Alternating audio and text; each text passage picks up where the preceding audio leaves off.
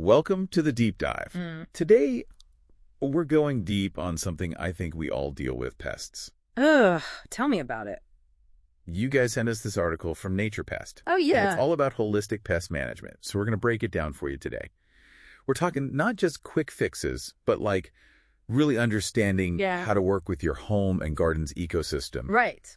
To prevent infestations in the first place. Exactly. Moving away from just spraying everything in sight the second you see one little ant. Right. We'll be exploring how to integrate all sorts of methods, biological, cultural, mechanical, and then chemical, but only as like a last resort to create a really sustainable approach. So it's like a multi-layered defense system, but instead of a medieval castle, it's our homes and gardens we're protecting. That's a great analogy. Each layer is really important in maintaining that balance. Speaking of layers, one of the first things the article stresses is identification. Seems obvious. Right. But I've definitely made the mistake of misidentifying a pest. Oh, I once spent a fortune on ant traps, only to find out I had termites. Oh, no. That's a really common mistake, though. And it really shows why identification is so important. Not only can misidentification lead to wasted time and money, but you could end up using the wrong treatment, and it could be ineffective or even harmful. So before we even think about solutions, we need to know exactly who we're dealing with. Exactly.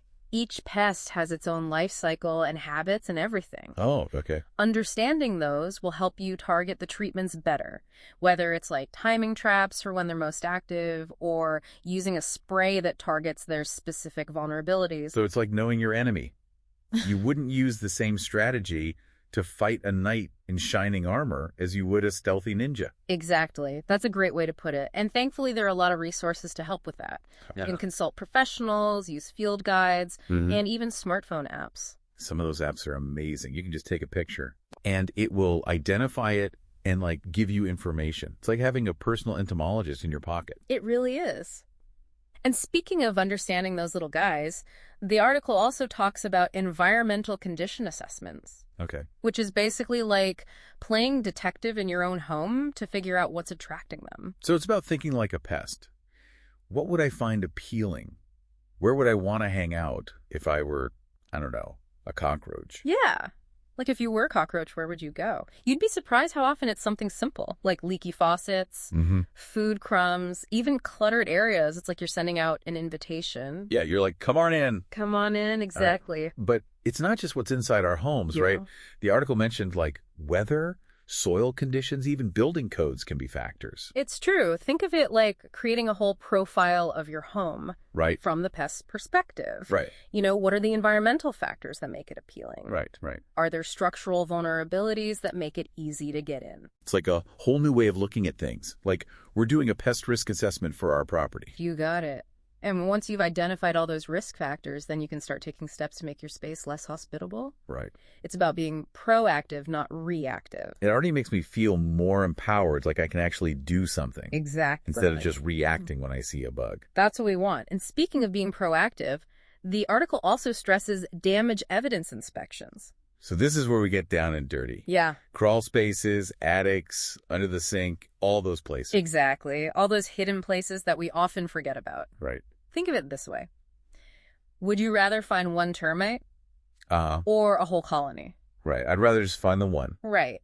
So these inspections can help you catch those infestations early before they become major problems. Makes sense. So what should we be looking for during these inspections? Droppings, nests, unusual sounds, any signs of damage that seems out of place. Remember, early detection is key. It's much easier and less costly to deal with a small problem than a full-blown infestation. I'm getting chills just thinking about those hidden infestations. Okay, so speaking of solutions, the article talks about some pretty fascinating holistic approaches. Yes. Starting with biological control. It sounds complex. Right. But it's simply about using nature to our advantage. Yeah. It's like recognizing that nature has its own pest control systems, and we can harness that. It's like fighting fire, but with bugs instead of flames. I love that. So the article mentions three main approaches: classical, conservation, and augmentative. What's the difference? So classical biological control, imagine releasing ladybugs in your garden to eat the aphids. Right. That's classical biological control, and it can be really effective. So we're bringing in like their natural enemy, like sending in a specialized hit squad. Yes. Exactly. A little hit squad for those pests. Then there's conservation biological control, which is more about supporting the good guys that are already there. Okay, so instead of bringing in new players, we're like bolstering the home team. Yeah, exactly. How do we do that? One of the best ways is planting diverse flowers and plants that provide food and shelter for those beneficial insects. Okay. For example, yarrow and dill attract ladybugs and parasitic wasps, which are like tiny assassins for those pests. It's like setting up a welcome sign for the pest control crew. Yes. So we're providing food and shelter, encouraging this whole ecosystem. Okay, so what about that third approach, augmentative control? That's when you release mass-produced beneficial insects to an area. Correct. Like giving your natural defenses a boost. So if we have like a sudden aphid outbreak, we can just like call in the ladybug reinforcements. Exactly. It's a targeted approach that could be very effective for controlling specific pests. This whole concept is fascinating. It's like we're tapping into the power of nature To create this balanced ecosystem. Yeah. We've got a lot more to explore, so let's take a quick break. We'll be right back with more from the Deep Dive. We're back with the Deep Dive. And I'm still buzzing about these beneficial insects. Yeah. It's like we've got this secret weapon in the fight against pests. It's more like cooperation, really, not so much fighting. Okay. But yeah, they're a huge asset. Okay, so let's talk strategy. We've got attracting them with the diverse plantings and all. All right. But are there other things we can do to, like, make our spaces more inviting to these little warriors? Absolutely. Think about what they need. They need shelter just like us. Oh, okay. The article suggests incorporating things like logs or piles of leaves, maybe even like bundles of twigs into your garden. It gives those ground-dwelling beneficials like beetles and spiders a nice place to hide. So we're essentially creating bug hotels. Pretty much. That's so cool. Right. It's like we're designing a mini ecosystem with all the amenities. Exactly. And don't forget water. You know, a shallow dish filled with pebbles and fresh water, especially when it's hot and dry. It's like a little spa for our beneficial insects. Exactly. I love it. But what about those of us who aren't exactly garden gurus? The article also mentions these mechanical control techniques. What's that all about? Mechanical controls are all about, like, getting hands-on and using physical methods to deter those pests. Okay. You know, it can be as simple as, like, hand-picking squash bugs off your zucchini. Right. I know it sounds tedious. Yeah. But it can be really effective, especially if you catch them early. Plus, I've heard it's a great way to, like, bond with your plants. There you go. No, but really, it is a totally organic and chemical-free way to deal with them. Absolutely. So what are some other mechanical methods? Well, traps are another good option. Think of those sticky traps you see for flies, or even just like a classic mouse trap. Right. The key is to understand the pests you're dealing with. Okay. And choose a trap that, like, works for their habits. I've even heard that you can use dishes of beer to lure slugs. Is that true? It is. They're attracted to that yeasty scent. Wow. So it's a super simple way to get rid of them in the garden. I'm definitely going to try that. It's like setting up a pub with a not-so-happy ending for them. Exactly. Okay, so what about keeping them out in the first place? Right. Well, barriers and exclusion methods are all about creating obstacles to prevent them from getting where they want to go. Okay. So think screens on your windows and doors, caulk to seal up those cracks, even fences to keep deer out. So it's like building a fortress to keep out these invaders. Exactly. What are some of the most common entry points? Vents, pipes, gaps around doors and windows, even tiny little openings can be an invitation. So we have to be meticulous. You really do. But a tube of caulk and some weather stripping can really go a long way. It's amazing what we can do with some DIY. So what about in those cases when these holistic methods just aren't enough? Right. And we need to consider chemical controls? Well, the article makes it very clear that those should be a last resort. Okay. But if you do have to use them, you've got to be responsible and really focus on minimizing any negative impacts. So it's not about, like, banning all chemicals. No. It's about using them carefully. Right. And, like, being aware of the potential effects. Yeah. The article actually encourages researching different types of chemicals and understanding their modes of action. Oh, wow. For example, pyrethroids, they're derived from chrysanthemum flowers, are generally considered less harmful to the environment than some other synthetic pesticides. But even natural pesticides can have their downsides. Right? That's true. The article actually cautions against using neonicotinoids. Oh, I've heard of those. They've been linked to declines in bee populations. That's terrible. Why are they so bad for bees? Well, they disrupt the nervous system of insects, Right. including the beneficial ones. Oh, okay. So they can impair the bees' ability to navigate, forage for food, Yeah. communicate. They can lead to colony collapse. That's scary. So even if we're not spraying them directly on flowers, Yeah, they can still have an impact on the whole ecosystem. exactly. Yeah. It's a good reminder that we have to consider the broader impact of our choices. It's like a reminder that everything's connected, It is. and we have to support the whole system. And thankfully, there are so many alternatives Okay, good. to conventional pesticides. Yeah. The article highlights a bunch of organic and low toxic options that can be just as effective, Okay. but without harming those beneficial insects or polluting everything. Okay, tell me more about those. One of the simplest and most versatile is diatomaceous earth. It's this fine powder Okay. made from fossilized algae. It basically dehydrates insects, Oh, wow. but it's totally harmless to humans and pets. So it's like a natural desiccant. That sounds almost too good to be true. It is pretty amazing. And then you've got biopesticides, Mhm. which are derived from like naturally occurring sources like bacteria or fungi Right. or even viruses. So it's like fighting nature with nature. Exactly. One that's really well known is Bacillus thuringiensis, or BT. It's a bacteria that targets caterpillars. Okay. So it's good for cabbage worms and tomato hornworms. So instead of just using a broad spectrum insecticide that kills everything, Yeah. it's a much more targeted approach. Exactly. And because it only affects certain insects, it's safe for the good guys. It's like using a scalpel instead of a sledgehammer. I like that. Ah. Exactly. What other options are out there? Well, the article also mentions neem oil. Okay. It's extracted from the seeds of the neem tree. Oh, okay. It has insecticidal and fungicidal properties. Really? It's good against a whole range of pests. Aphids, whiteflies, even powdery mildew. So it's like a multi-purpose pest control superhero? It kind of is. I'm adding that to my arsenal. Oh, good. So how do we even choose the right approach, with so many options? Well, the article really stresses monitoring those pest populations. Yeah. It's not enough to just, set a trap or spray something and walk away. Right. You have to track what's happening. So it's like taking the pulse of our pest situation. Yes. We're constantly checking, but how do we actually monitor them? There are a lot of techniques. You can do simple visual inspections or use things like sticky traps, Right. pheromone traps, even those little pitfall traps. That's like we're becoming pest scientists. I love that. We're observing and gathering data and everything. You got it. And once we have all that information, we have to keep records. Okay. This will help us track our progress, identify patterns, make adjustments. So it's like keeping a pest diary. Exactly. It helps us get better over time. So it's all about learning and adapting as we go. It really is. We're not just blindly reacting. We're actually like gathering information, making decisions, Yes. refining our strategies. Yeah. Okay. So that brings us to the final piece of the puzzle. Right. Preventing those future infestations. Yes. We don't want them to come right back. So how do we make sure those pests don't stage a comeback tour? Well, the article talks about two main strategies. One is managing environmental conditions, Okay. and the other is regular inspections. Right. So let's start with the environmental conditions.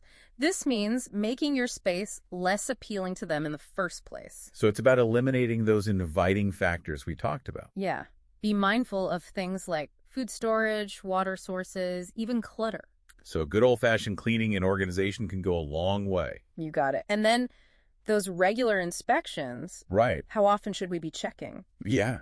Well, it really depends. It's a personalized approach based on what pests are common in your area Okay. and the history of infestations. So if you live somewhere with a lot of termites, you might need more frequent inspections. Exactly. And remember, those inspections don't have to be super formal. Just keep your eyes peeled for any signs of activity. So we're all like pest control agents. That's right. We're all responsible for maintaining the balance. What about when those preventative measures aren't enough? Right. Like we're dealing with a really persistent problem. What are some other things we can do to modify the habitat? Well, that's when we really start thinking about reshaping the environment to make it inhospitable. Okay. So sealing those entry points, Yeah. filling any gaps in the foundation, putting screens on vents. So reinforcing those defenses. Exactly. Making it harder for them to get in. You can also trim vegetation. Overgrown trees and shrubs can give them easy access. It's like cutting off their supply lines. That's a good way to put it. And then there's the issue of attractants. Right. Even if we seal up our homes and trim everything back, Right. there's still stuff that can attract them. Exactly. So you have to remove those. Okay. That could be as simple as cleaning up spilled birdseed or removing brush piles. So being mindful of those welcome signs. Exactly. But even with all these precautions, there's still a chance we might see some droppings. Oh, no. Right. So what should we do if we find those? Quick action is key. Okay. First, figure out who the culprit is and where they're coming from. Right. Then clean up those droppings, but wear gloves and a mask. Safety first. Always. You also want to get rid of anything that might be attracting them, food or shelter. Right. So they don't want to come back. Exactly. And if the problem keeps coming back, you might need to call a professional. Okay. They can help you address the issue. It's always good to have expert help. It is. How often should we have those professional inspections? The article says annual inspections are a good place to start for most homes, but it really depends on your location, climate, history of infestations. So it's a personalized approach. Exactly. It's like a yearly checkup, but for your house. That's a good way to put it. And remember, they're really an investment Okay. in the health and well-being of your home. It's like that old saying, an ounce of prevention is worth a pound of cure. Well, we've covered a lot today. Yeah. From identifying and monitoring those pests to exploring those control methods and preventing future infestations. Yeah. It's a whole world. It is. It really is. And I think the big takeaway is it's not about waging war. It's about understanding their role and finding ways to coexist. Right. It's about creating a balance that benefits everyone, humans and nature. Well said. And you know there's always more to explore. Of course. But before we wrap up, I wanted to leave you with something to think about. Oh, I love these. Okay, so we talked about attracting beneficial insects above ground, but what about the soil? Oh. Could nurturing a healthy soil ecosystem play a part in natural pest control too? That's a really interesting question. It makes sense. Like a healthy soil could support all these organisms that help keep pests in check. Yes. It's like we're taking that concept of balance and biodiversity underground. Exactly. It's all connected. And by fostering a healthy environment, we can create a more resilient ecosystem, both above ground and below ground. Well, folks, that's a wrap on this deep dive into holistic pest management. Yes. We hope you've learned some valuable insights and feel like you can take on those invaders. Remember, knowledge is power. By understanding the world around us, we can create healthier and more harmonious spaces. Thanks for joining us on the deep dive. Until next time, happy gardening. We're back for our final deep dive into this whole holistic pest management thing. I gotta say, I'm looking at my house and garden totally differently now. It's like this mini ecosystem. It is. With all these characters. Yeah. Good guys, bad guys, the whole deal. And as we've learned, it's not about getting rid of everyone. It's about understanding their roles Right. and keeping things balanced. So instead of war, it's like we're aiming for a truce.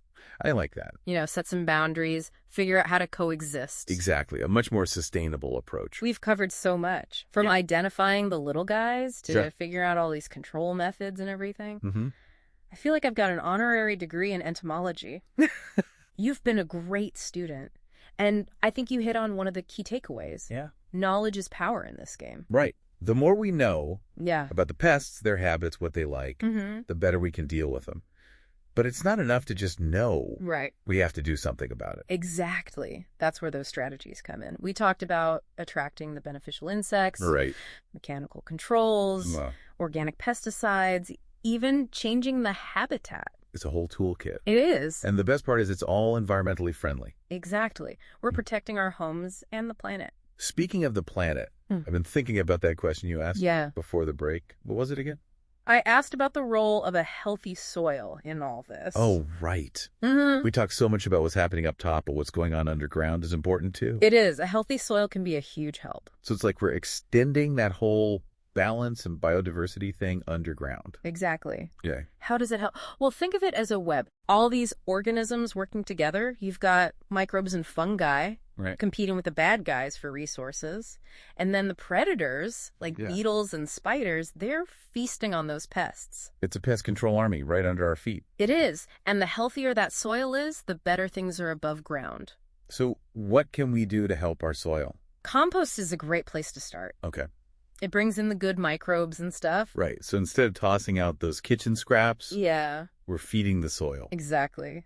You can also use mulch, like shredded leaves or wood chips, Okay. to protect the soil and provide a habitat. It's amazing how these simple things can make a difference. It's all about working with nature. I agree. By embracing all of this, we can create much healthier and more sustainable spaces. Well, there you have it, folks.